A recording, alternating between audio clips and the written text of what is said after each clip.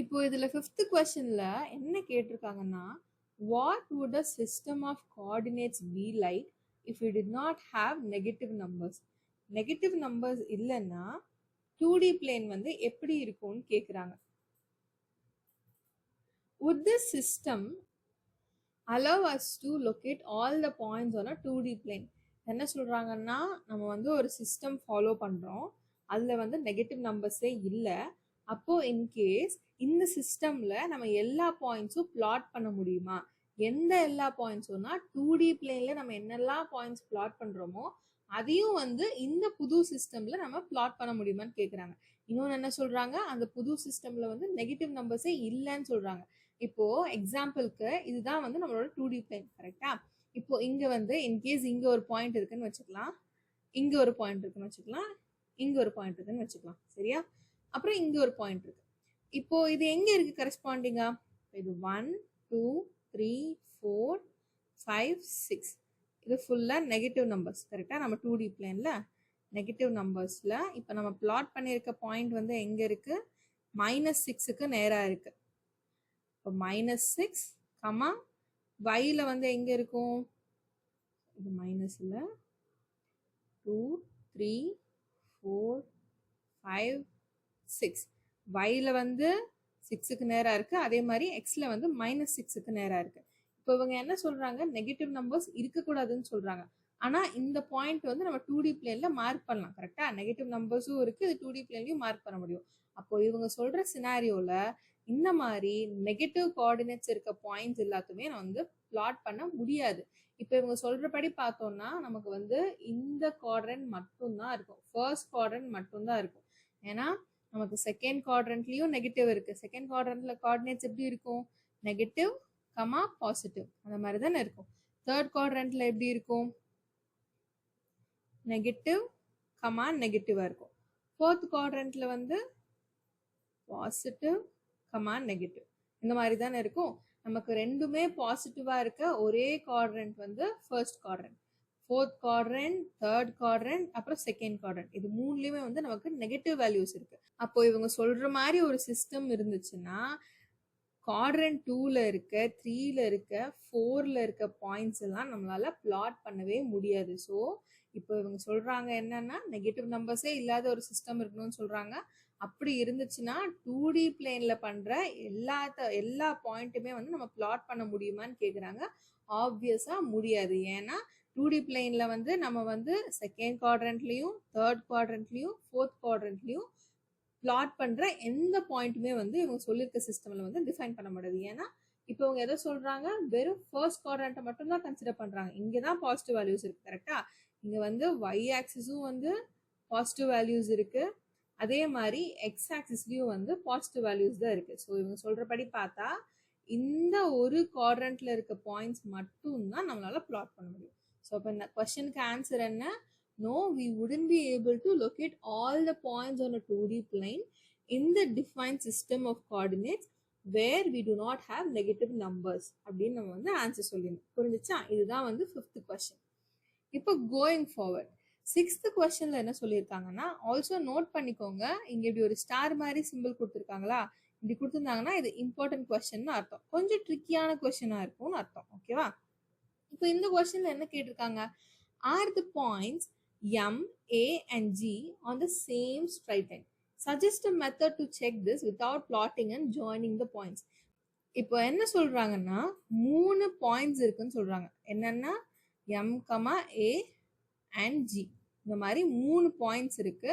இந்த 3 பாயிண்ட்ஸும் ஒரே லைன் மேல இருக்கா அப்படின்னு கேக்குறாங்க. அப்படி இருந்துச்சுன்னா இந்த 3 பாயிண்ட்ஸ் நம்ம என்னன்னு சொல்லுவோம்னா கொலினியர் பாயிண்ட்ஸ்னு சொல்லுவோம். இப்போ வந்து இங்க ஒரு லைன் இருக்கு, கரெக்டா? இங்க வந்து A B, இப்போ இதே லைன்ல வந்து A இங்க ஆல்ரெடி இருக்குன்னு வச்சுக்கலாம், இங்க G இருக்கு, இங்க M இருக்கு, இங்க B இருக்குன்னு வச்சுக்கலாம். அப்போ இந்த எல்லா பாயிண்ட்ஸும் நம்ம என்னன்னு சொல்லுவோம்னா கொலினியர் பாயிண்ட்ஸ்னு சொல்லுவோம்.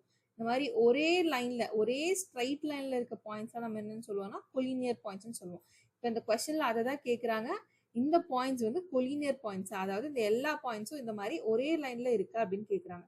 இப்போ வந்து ஏஜிஎம் வந்து இந்த மாதிரி ஒரே லைன்ல இருக்கான்னு கேட்குறாங்க. இப்போ நமக்கு வந்து பாயிண்ட்ஸ் கொடுத்துட்டாங்க கரெக்டா, கோஆர்டினேட்ஸ் கொடுத்துட்டாங்க, அந்த பாயிண்ட்ஸோட கோஆர்டினேட்ஸ் கொடுத்துட்டாங்க. ஆனா என்ன சொல்றாங்க இங்க வித்தவுட் பிளாட்டிங்னு சொல்றாங்க, நீங்க வந்து கிராஃப்ல பிளாட் பண்ணக்கூடாதுன்னு சொல்றாங்க. இப்போ நம்ம என்ன பண்ணலாம்னா, நமக்கு என்ன தெரியும், இந்த 3 பாயிண்ட்ஸும் வந்து கொலீனியர் பாயிண்ட்ஸ் செக் பண்ண சொல்லியிருக்காங்க. கொலீனியர் பாயிண்ட்ஸோட ஃபார்முலா தெரியும் நமக்கு கரெக்டா. என்னன்னா இப்போ எக்ஸாம்பிளுக்கு ஏபிசின்னு 3 பாயிண்ட் இருக்குன்னு வச்சுக்கலாம். சும்மா ஈக்குவேஷன் உங்களுக்கு புரிய வைக்கிறதுக்காக ஏபிசின்னு எடுத்திருக்கேன். அப்போ AB plus BC is equal to AC. இப்படின்னா இங்க மேல அதே டிஸ்டன்ஸ்ல ஒரு லைன் இருக்கு, இங்க ஏ இங்க சி. இப்போ இங்க வந்து 5 சென்டிமீட்டர் இருக்குன்னு வச்சுக்கலாம், இங்க 5 சென்டிமீட்டர் இருக்கு. அப்போ இது மொத்தமா இங்க ஒரு 5 சென்டிமீட்டர், இங்க ஒரு 5 சென்டிமீட்டர், அது சேர்ந்தா நமக்கு எவ்வளவு கிடைக்கும், 10 சென்டிமீட்டர் கிடைக்கும் கரெக்டா. அப்போ ஆப்வியஸா AB plus BC is equal to AC. புரியுதா. இப்போ இங்க ஒரு 5 சென்டிமீட்டர் இருக்கு, இங்க ஒரு 5 சென்டிமீட்டர் இருக்கு.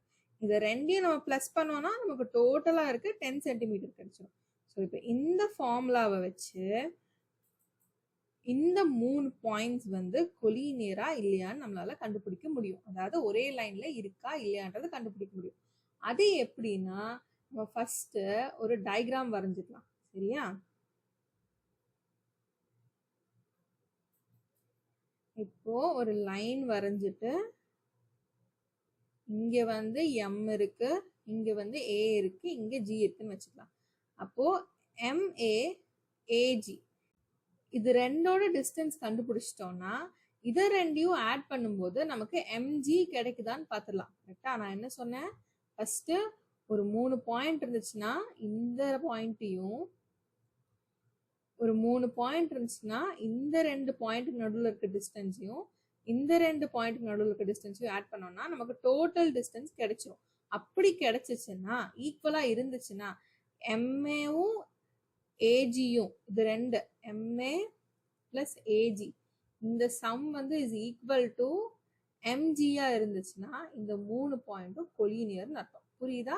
புரியலன்னா கமெண்ட் பண்ணுங்க, புரிஞ்சிச்சுன்னா புரியுதுன்னு கமெண்ட் பண்ணுங்க ஓகேவா. ஸோ இந்த மாதிரி இருந்துச்சுன்னா நமக்கு என்ன தெரியும், இது கொலினியர்னு தெரியும்.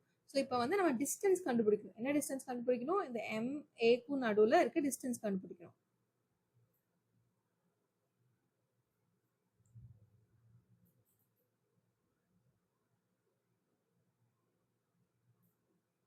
ஸோ இப்போ நம்ம என்ன பண்ணணும், இந்த எம்முக்கும் ஏக்கும் நடுவில் இருக்க டிஸ்டன்ஸ் கண்டுபிடிக்கணும் சரியா. இப்போ எம்மோட கோஆர்டினேட்ஸ் என்ன, -3, -4. ஏயோடது வந்து 0, 0. ஜியோடது வந்து 6, 8. ஸோ இனிஷியலாக இப்போ நம்ம என்ன பண்ண போகிறோம், எம்ஏக்கு நடுவில் இருக்க டிஸ்டன்ஸ் கண்டுபிடிக்க போகிறோம். அப்போ நம்ம டிஸ்டன்ஸ் ஃபார்முலாவை தூக்கி எழுதுங்க சரியா. டிஸ்டன்ஸ் ஃபார்முலா என்ன, x2 minus x1 the whole square plus y2 minus y1 the whole square under root. இப்போ வந்து நம்ம எம்மோட பாயிண்ட்டை வந்து x1 y1 எடுத்துக்கலாம், ஏயோடது வந்து x2 y2ன்னு எடுத்துக்கலாம் சரியா.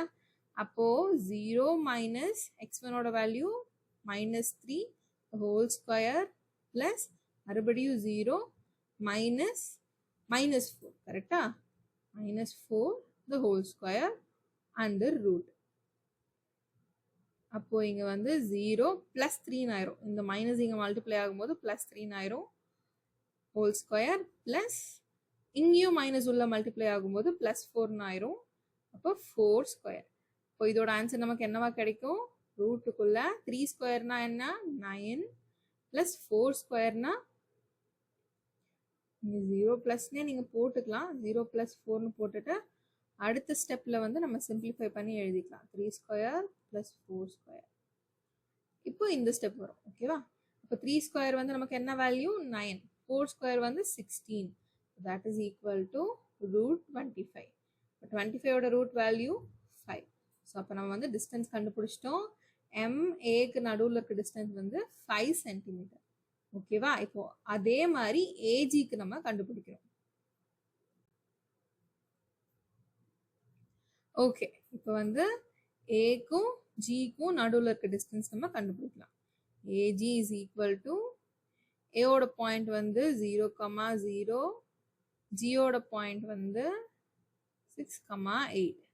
ஓகேவா? இப்போ இது x1, y1, x2, y2. நம்மளோட டிஸ்டன்ஸ் ஃபார்முலா என்ன? x2 minus x1 the whole square plus y2 minus y1 the whole square under root.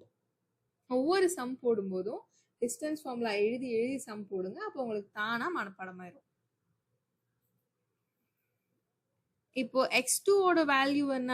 6 minus x1 வந்து 0 the whole square plus 8 minus 0 the whole square. y2 ஓட value வந்து 8, y1 ஓட value வந்து 0. இப்போ 6 minus 0 வந்து 6 தான், அப்போ 6 square plus 8 minus 0 வந்து 8 தான், அப்போ 8 square. So that is equal to 6 square. Oh sorry. That is equal to 6 square na 36 plus 8 square na 64. So 36 plus 64 எவ்வளோ? இல்லை 36 போடுங்க, இங்க 10, 7 ஆயிரும் 100. அப்போ that is equal to, இதெல்லாம் அழிச்சிடலாம். So that is equal to root 100, which is further equal to root 100 na root value என்ன? 100 ஓட root value வந்து 10. இப்போ 10 தான் நமக்கு ஆன்சர். இப்போ இது வந்து எதோட டிஸ்டன்ஸ்? A to G ஓட டிஸ்டன்ஸ். இப்போ நமக்கு கொலினியர் பாயிண்ட்ஸான்னு கண்டுபிடிக்கிறதுக்கு என்ன தேவை? இப்போ வந்து இந்த M பாயிண்ட், எம்மும் ஜியும் இந்த ரெண்டு பாயிண்ட்டுக்கும் நடுவில் இருக்க, இப்போ வந்து எம்முக்கும் ஏக்கும் நடுவில் 5 சென்டிமீட்டர்னு தெரிஞ்சிருச்சு, ஏக்கும் ஜிக்கும் நடுவில் 10 சென்டிமீட்டர்னு தெரிஞ்சிருச்சு. அப்போ 10 plus 5 is equal to 15. நம்ம அடுத்து என்ன பண்ணணும்? இந்த எம்ஜிங்கிற பாயிண்ட்ஸுக்கு வந்து டிஸ்டன்ஸ் கண்டுபிடிக்கணும். ஒருவேளை இந்த டிஸ்டன்ஸ் வந்து 15 இருந்துச்சுன்னா இந்த 3 பாயிண்ட்ஸும் கொலினியர்னு அர்த்தம். வந்து எம்ஜிக்கு நம்ம டிஸ்டன்ஸ் கண்டுபிடிக்கலாமா? நான் அதை எரேஸ் பண்றதுக்குள்ள நீங்க இந்த சம் சால்வ் பண்ண ட்ரை பண்ணுங்க பார்ப்போம். ஒருவேளை எரேஸ் பண்ணி முடிக்கிறதுக்குள்ள இந்த எம்ஜிக்கு நடுவில் இருக்க டிஸ்டன்ஸ் கண்டுபிடிச்சிட்டிங்கன்னா கமெண்ட் பண்ணுங்க. இந்த மாதிரி இவ்வளோ சீக்கிரமா நான் கண்டுபிடிச்சிட்டேன்னு ஆன்சரோட கமெண்ட் பண்ணுங்க. ஓகேவா? ஓகே, ஃபைனலி இப்போ எல்லாத்தையும் நம்ம அழிச்சாச்சு. ட்ரை பண்ணியிருந்தீங்கன்னா கமெண்ட் பண்ணுங்க, ட்ரை பண்ணலன்னா இட்ஸ் ஃபைன். இப்போ எம்ஜிக்கு நடுவில் இருக்க டிஸ்டன்ஸ் கண்டுபிடிக்கிறதுக்கு நம்ம அதே டிஸ்டன்ஸ் ஃபார்முலா தான் யூஸ் பண்ண போகிறோம். எம்மோட பாயிண்ட்ஸ் என்ன? -3, -4. ஜியோட கோஆர்டினேட்ஸ் வந்து 6, 8. பாயிண்ட்ஸும் கோஆர்டினேட்ஸும் ஒன்று தான், நான் மாற்றி மாற்றி சொல்கிறேன்னு கன்ஃபியூஸ் ஆகிக்காதீங்க. இப்போ இதை வந்து x1 எடுத்துக்கலாம், இது x2 எடுத்துக்கலாம், சாரி இது y1.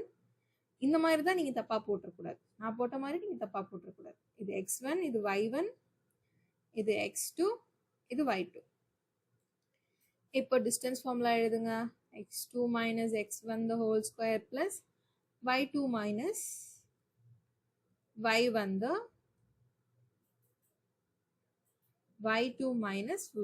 the whole square. இப்போ வேல்யூ சப்ஸ்டியூட் பண்ணோம்னா x2 என்ன வேல்யூ? 6 மைனஸ் இங்க என்ன இருக்கு? -3 இருக்கு. அப்போ பிராக்கெட் குள்ள போட்டுருங்க. பிளஸ் 8 minus -4 மறுபடியும் பிராக்கெட் குள்ள போட்டுருங்க. the whole square. இப்போ வந்து இந்த மைனஸ் இங்க மல்டிப்ளை ஆச்சுன்னா பிளஸ் ஆயிரும். கரெக்டா? அப்போ 6 plus 3 the whole square plus இதே மாதிரி இந்த மைனஸ் இங்க மல்டிப்ளை ஆகும்போது பிளஸ் ஆயிரும். 8 plus 4 the whole square. That is equal to 6 plus 3 na 9 square plus 8 plus 4 na 12 square, which is equal to 9 square na 81, 12 square na என்ன கண்டுபிடிங்க?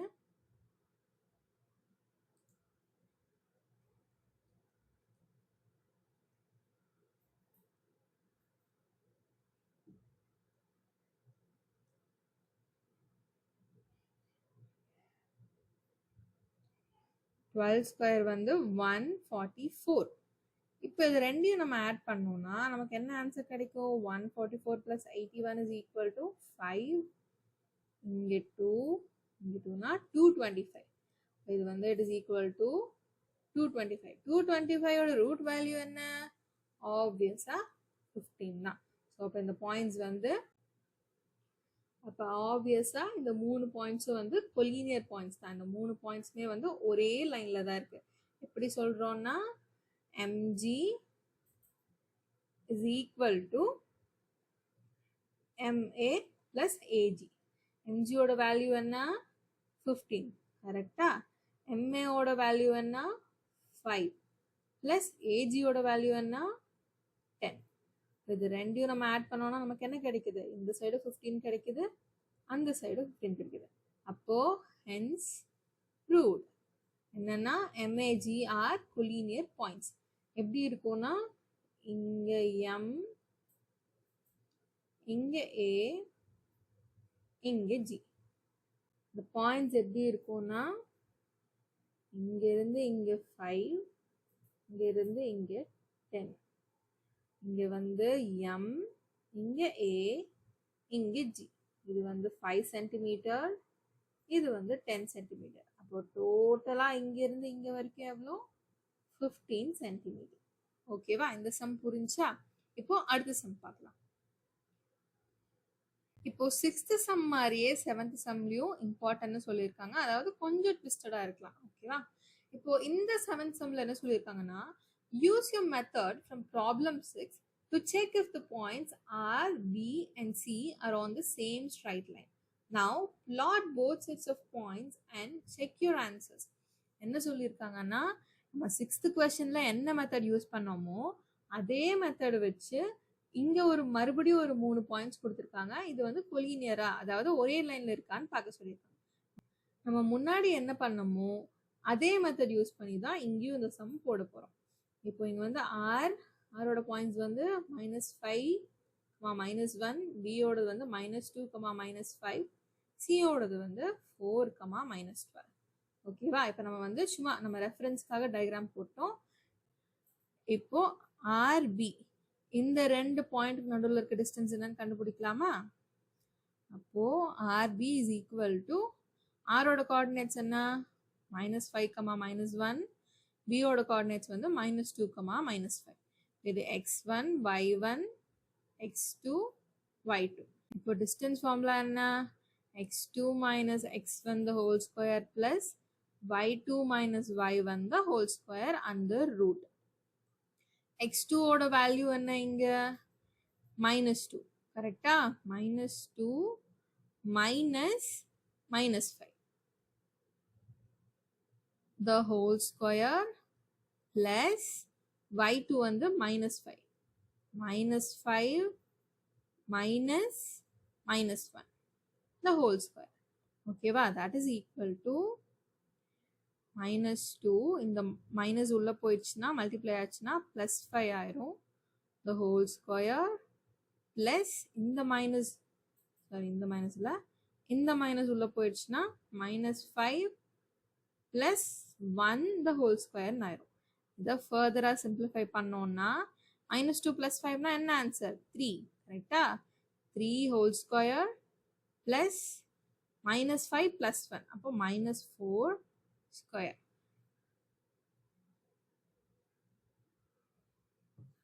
இதை ஃபர்தரா சிம்பிளிஃபை பண்ணோம்னா நமக்கு என்ன ஆன்சர் கிடைக்கும், 3 ஸ்கொயர்னா 9 plus 4 ஸ்கொயர்னா 16, that is equal to √25 which is equal to 5. இப்போ நம்ம என்ன கண்டுபிடிச்சிட்டோம், ஆருக்கும் பிக்கும் நடுவில் இருக்க டிஸ்டன்ஸ் வந்து 5 சென்டிமீட்டர்னு கண்டுபிடிச்சிட்டோம். அடுத்து நம்ம என்ன பண்ணணும், பிசியோட வேல்யூ கண்டுபிடிக்கணும் கரெக்டா.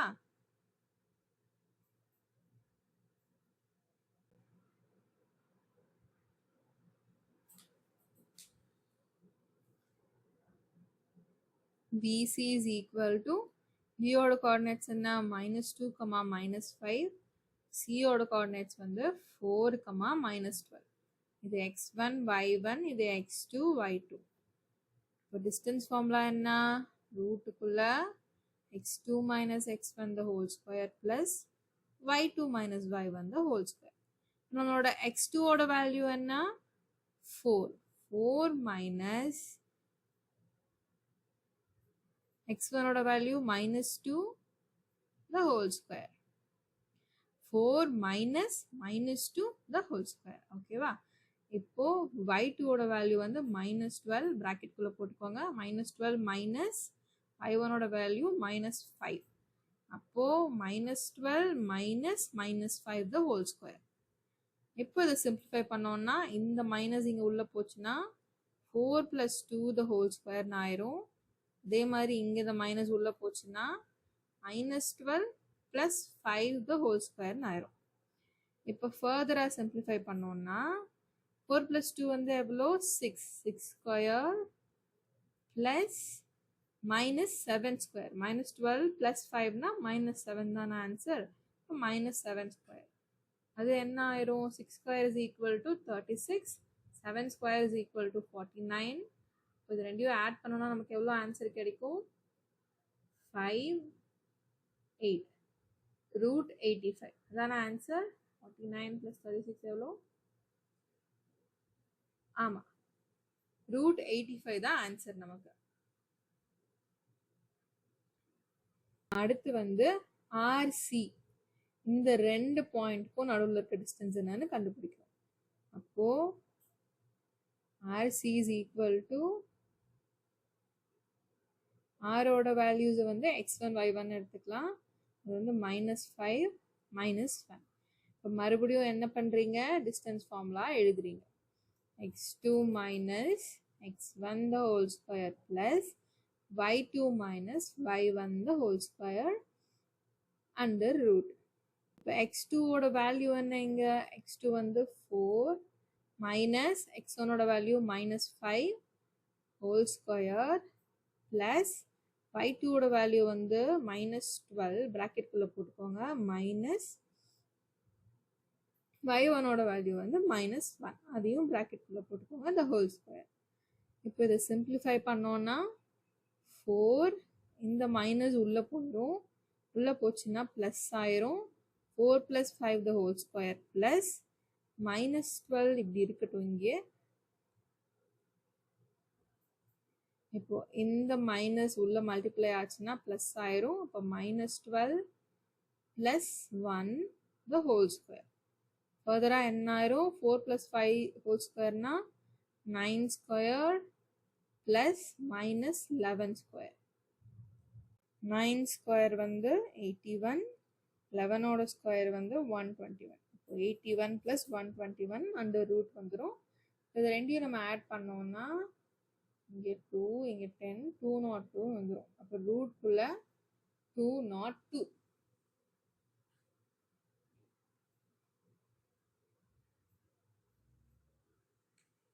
அப்போ நமக்கு ஆன்சர் என்னன்னு வந்துடும் √202 வந்துடும். இப்போ பாருங்க ஆர்சியோட வேல்யூ வந்து √202, ஆர்பி + பிசியோடது வந்து 5 + √85. கரெக்டா? அப்போ 5 + √85 is not equal to √202. அப்போ இந்த 3 பாயிண்ட்ஸும் வந்து they are not collinear. இப்போ என்ன சொல்லியிருக்காங்க plot both sets of points and check your answer ன்னு சொல்லியிருக்காங்க. அதாவது 6th question and 7th questionோட பாயிண்ட்ஸை வந்து plot பண்ணி கொலினியரா இல்லையான்னு செக் பண்ண சொல்லியிருக்காங்க. நம்ம ரெண்டு சம்க்குமே வந்து டிஸ்டன்ஸ் ஃபார்முலா யூஸ் பண்ணி அது கொலினியரா இல்லையான்னு நம்ம கண்டுபிடிச்சிட்டோம். ஃபர்தரா இப்போ பிளாட் பண்ண சொல்லியிருக்கிறது நீங்கள் பிளாட் பண்ணிட்டு எனக்கு கமெண்ட்ல ஆன்சர் சொல்லுங்க. பிளாட் பண்ணும்போது கொலினியரா இருந்துச்சா இல்லை நான் கொலினியரா இருந்துச்சான்னு. சரியா? இப்போ வந்து 8th கொஸ்டின் என்னன்னு பார்க்கலாம். இப்போ 8th கொஸ்டின் என்னன்னு பார்க்கலாமா? 8th கொஸ்டினும் இந்த மாதிரி ஸ்டார் குறிப்பு போட்டிருக்காங்க. அப்படின்னா என்ன அர்த்தம்? இதுவும் வந்து முக்கியமான சம், இல்லைன்னா கொஞ்சம் டஃப்பான சம், யோசிக்க வேண்டிய ஒரு சம்னு அர்த்தம். இப்போ என்ன கேட்டிருக்காங்க இதுல using the origin as one vertex. Origin வந்து 0,0. இதை வந்து ஒரு வேர்டெக்ஸா யூஸ் பண்ணிக்கணும்னு சொல்றாங்க. Plot the vertices of a right-angled isosceles triangle and isosceles triangle with one vertex in quadrant 3 and other in quadrant 4. Vertexனா என்ன? இப்போ ஒரு ட்ரையாங்கிள் இருக்குன்னா இதுல 3 பாயிண்ட்ஸ் இருக்கு. கரெக்டா? இந்த பாயிண்ட்ஸ் தான் வந்து நம்ம வேர்டெக்ஸ்னு சொல்றோம். இப்போ இவங்க என்ன சொல்லியிருக்காங்க, ஒரு வேர்டெக்ஸ், இந்த 3 வேர்டெக்ஸ்ல ஏதோ ஒரு வேர்டெக்ஸ் வந்து ஆரிஜின்ல இருக்கணும் அப்படின்னு சொல்றாங்க. இப்போ ஆரிஜின் வந்து நமக்கு எங்க இருக்கு? இந்த பாயிண்ட் தான் ஆரிஜின். கரெக்டா? 0,0 தான் நமக்கு ஆரிஜின். இப்போ இந்த இடத்துல வந்து இந்த பாயிண்ட் இருக்கலாம். கரெக்டா? அதே மாதிரி இந்த பாயிண்ட்டும் இருக்கலாம், இந்த பாயிண்ட்டும் இருக்கலாம். எந்த பாயிண்ட் வேணாலும் நீங்க வந்து இந்த ஆரிஜின்ல இருக்க மாதிரி வச்சுக்கலாம். இப்போ என்ன சொல்லியிருக்காங்க, ரைட் ஆங்கிள் ஐசோசெலஸ் ட்ரையாங்கிள் சொல்லியிருக்காங்க. அது என்ன ஐசோசெலஸ் ட்ரையாங்கிள்னா, இந்த ரெண்டு சைடும் வந்து ஈக்குவலா இருக்கணும். அதாவது ட்ரையாங்கிள்ல இருக்க 3 சைடுல ஏதோ ஒரு 2 சைடு வந்து ஈக்குவலா இருந்துச்சுன்னா அதை வந்து நம்ம ஐசோசெலஸ் ட்ரையாங்கிள்னு சொல்லுவோம். அதே மாதிரி அடிஷ்னலா என்ன சொல்லியிருக்காங்க, ஐசோசெலஸ் ட்ரையாங்கிள்னு சொல்லியிருக்காங்க, அடிஷ்னலா ரைட் ஆங்கிள் ஐசோசெலஸ் ட்ரையாங்கிள்னு சொல்லியிருக்காங்க. அப்போ ரைட் ஆங்கிள் ஐசோசெலஸ் ட்ரையாங்கிள்னா எப்படி இருக்கும், ரைட் ஆங்கிள்னா ட்ரையாங்கிள் இப்படி இருக்கும் கரெக்டா. அப்போ இதுல வந்து இந்த ஆங்கிளும் இந்த ஆங்கிளும் ஈக்குவலா இருக்கும், அதாவது இந்த ரெண்டு சைடும் வந்து ஈக்குவலா இருக்கும். ஸோ இதுதான் வந்து நம்மளோட ஆரிஜின் கரெக்டா. ஆரிஜின்ல ஒரு வெர்டெக்ஸ் இருக்கணும்னு சொல்லிட்டாங்க. அப்போ இந்த ட்ரையாங்கிள்ல இது ஓ, இது ஏ, இது பி. அப்போ இந்த ஓ பாயிண்ட்டை வந்து இங்க நம்ம மார்க் பண்ணிட்டு இதை வந்து நம்ம ஏவா வச்சுக்கலாம். இங்க 4 யூனிட்ஸ் தள்ளி வச்சிருக்கேன், ஏன்னா நமக்கு ஈக்குவலா இருக்கணும்ல லைனு. 4 யூனிட்ஸ் தள்ளி வச்சிருக்கேன்.